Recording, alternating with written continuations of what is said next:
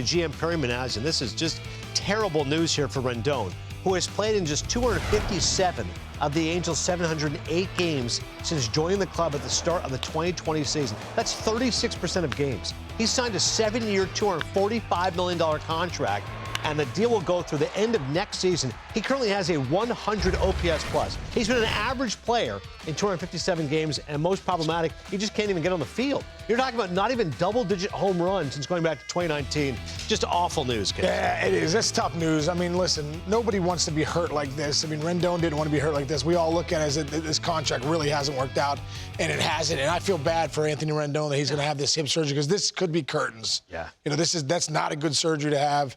And, you know, he's been banged up his whole time since he's been out there with the Angels. But I feel, you know, it's a bummer. Yeah. It's a bummer for him. It's a bummer for the Angels fans. And it's a bummer for that, obviously, you know, being locked into 7 years, $245 million. It's strap share as far as bringing players in, too. Former World Series hero with the Nationals, the numbers were amazing. I mean, listen, 19 home runs, nothing to sneeze at, but an 859 OPS, you're talking about a 290 hitter. All of a sudden now that drops to almost 50 points. The home runs are 4 is what he's averaged.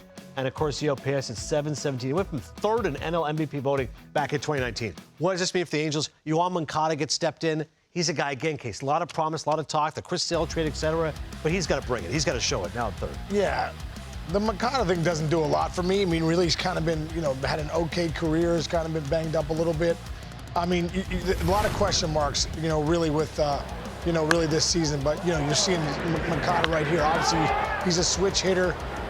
You look back at that trade, I think when Sale went from the White Sox to the Red Sox, you're like, oh, man, you're trading Moncada to the White Sox. It turns out the Red Sox are right getting Sale and winning that championship. So hopefully Moncada can get things going again. But he really hasn't, you know, done what we all thought he would do. Correct, and that's what they say. You know, I think Yonder Alonso's line is that prospects are like suspects, right? Sometimes they can reach those expectations, sometimes they do not. So you got to be very careful, especially this time of year. Oh, this guy's projected here. This guy's going to do this. Maybe not. You have to hope, hope things go right. Yeah, exactly. Only 104 games in the last 2 years. Yeah, and you're right. You go from a prospect to a suspect real fast if you can't do it in the big leagues. And I think that's hopefully Moncada gets a chance to do it. But there's a lot of question marks in that Angels, you know, lineup as far as Joe Adell. Is he going to do it? Is Mike Trout going to be healthy? Can Logan O'Hoppe take that next step? There's a lot of question marks.